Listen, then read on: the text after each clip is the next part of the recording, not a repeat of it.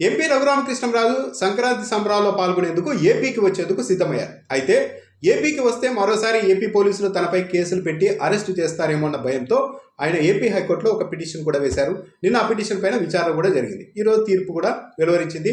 High court కొన్ని ఆదేశాలు కూడా ఏపీ ప్రభుత్వానికి ఇచ్చింది. అక్కడికి వెళ్తే ఇప్పటికే 11 కేసులు పెట్టారు. తాను ఏపీకి వెళ్తే మరోసారి ఇంకో కేసు పెట్టి అరెస్ట్ చేసే అవకాశం ఉంది. గతంలోనూ సిఐడి పోలీసులు తనను అరెస్ట్ చేసి తీసుకెళ్లి చిత్రహింసలు కూడా పెట్టారు. అలాంటి ట్రాక్ రికార్డు ఉన్న నేపథ్యంలో తాను సంక్రాంతి సంబరాలకు ఏపీకి వెళ్తున్న నేపథ్యంలో, సొంతూరుకి వెళ్తున్న నేపథ్యంలో రక్షణ కల్పించాలి అంటూ రఘురామకృష్ణంరాజు ఏపీ హైకోర్టును కోరారు. అయితే ఈ పిటిషన్ పైన నిన్ననే ప్రభుత్వ తరఫు న్యాయవాది అభ్యంతరం వ్యక్తం చేశారు. అసలు ఈ పిటిషన్కు విచారణ అర్హతే లేదు, ఎందుకు విచారిస్తున్నారు, ఇప్పుడైతే ఆయన మీద ఏం కేసులు పెట్టలేదు మేము, కాబట్టి విచారించాల్సిన అవసరమే లేదు అంటూ ఏపీ ప్రభుత్వ న్యాయవాది వాదించారు. 41A కింద నోటీసులు ఇచ్చేలాగా ఏదైనా కేసు ఉంటే 41A కింద నోటీసులు ఇచ్చి సుప్రీంకోర్టు గైడ్లైన్స్ ఫాలో అయ్యేలాగా ఆదేశాలు ఇవ్వాలని కూడా రఘురామకృష్ణంరాజు తరఫు న్యాయవాదిని కోరారు. ఆ అభ్యంతరాన్ని కూడా ఏపీ ప్రభుత్వ తరఫు న్యాయవాది తోసిపుచ్చారు. సాధారణంగా 7 ఏళ్ల కంటే తక్కువ జైలు శిక్ష పడే తీవ్రత ఉన్న సెక్షన్లకు మాత్రమే 41A నోటీసులో నిబంధన వర్తిస్తుంది. అంతకంటే తీవ్రమైన సెక్షన్ల విషయంలో 41A నిబంధనలు వర్తించవు అని కూడా నిన్ననే ఏపీ ప్రభుత్వ తరఫు న్యాయవాది హైకోర్టులో ఆదేశించారు.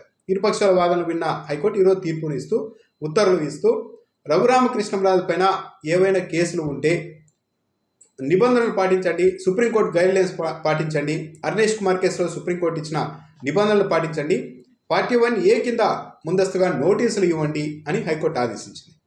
అయితే ఆయన మీద ఎలాంటి కేసులు పెట్టవద్దు, తీవ్రమైన కేసులు పెడితే అరెస్టు చేయవద్దు అంటూ ఎక్కడా లేదు. 41A కింద నోటీసులు ఇచ్చి నిబంధనలు ఫాలో అవ్వండి అని చెప్పింది.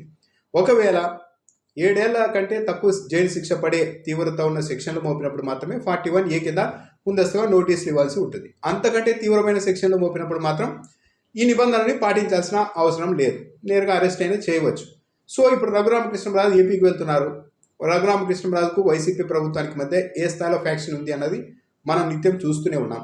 కాబట్టి ఇప్పుడు రఘురామకృష్ణంరాజు చాలా ఏళ్ల తర్వాత ఏపీకి వెళ్తున్నారు, సంక్రాంతి సమయంలో వెళ్తూ ఉన్నారు. పైగా తాను వెళ్ళినప్పుడు తగిన జాగ్రత్తలు తీసుకుంటారు అని కూడా రఘురామకృష్ణంరాజు ఇవి తాజాగా వెల్లడించారు. తన చుట్టూ కెమెరాలు ఉంటాయి, మీడియాలు కూడా తన చుట్టూ ఉండేలాగా ఉండాలని కోరుతూ ఉన్నాను. తాను కూడా ప్రత్యేకంగా ప్రతి కదలికను రికార్డ్ చేసుకునేలాగా కెమెరాలు ఏర్పాటు చేసుకుంటున్నాను. ఎలాంటి తప్పులకి అవకాశం లేకుండా తాను జాగ్రత్త పడతాను, మీడియా వాళ్ళు కూడా తనతోనే ఉండాలి అని ఆయన విజ్ఞప్తి కూడా చేస్తూ ఉన్నారు. తాను హుందాగానే ఉంటాను, ప్రభుత్వం కూడా ఇప్పటికైనా హుందాగా వ్యవహరించాలి, చట్టాన్ని ఫాలో అవ్వాలి అని విజ్ఞప్తి చేశారు. అయితే రఘురామకృష్ణంరాజు ఏపీకి వెళ్ళినప్పుడు మాత్రం ఈయన హుందాగా ఉందాం, ఇరుపక్షాలు ఏంది అని చెప్తున్నంత మాత్రాన ఏపీ ప్రభుత్వం కూడా అంతే సానుకూలంగా స్పందిస్తుందా, వైసీపీ క్యాడర్ కూడా అలాగే ఉంటుందా చూడాలి. ఆయనకు అనుమానాలు కూడా ఉన్నట్టున్నాయి. స్థానిక కళాకారులు కూడా కొందరు సంయమనం పాటించాలి అని కూడా చెప్తూ ఉన్నారు రఘురామకృష్ణంరాజు. అంటే వైసీపీ కార్యకర్తలు ఇండైరెక్ట్గా సంయమనం పాటించండి, మీరు ఏదైనా చేస్తే దానికి తగిన జవాబు కూడా ఇవ్వడానికి సిద్ధంగా ఉంటాము అని కూడా రఘురామకృష్ణంరాజు చెప్తున్నారు. సో ఈ నేపథ్యంలో అయితే ప్రత్యేకంగా అయితే రక్షణ అయితే హైకోర్టు నుండి రాలేదు.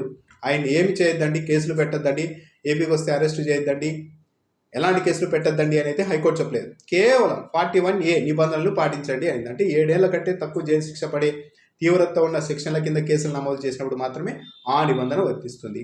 అంతకంటే తీవ్రమైన సెక్షన్లు మోపినప్పుడు మాత్రం ఆ నిబంధన కూడా వర్తించే అవకాశం ఉండదు.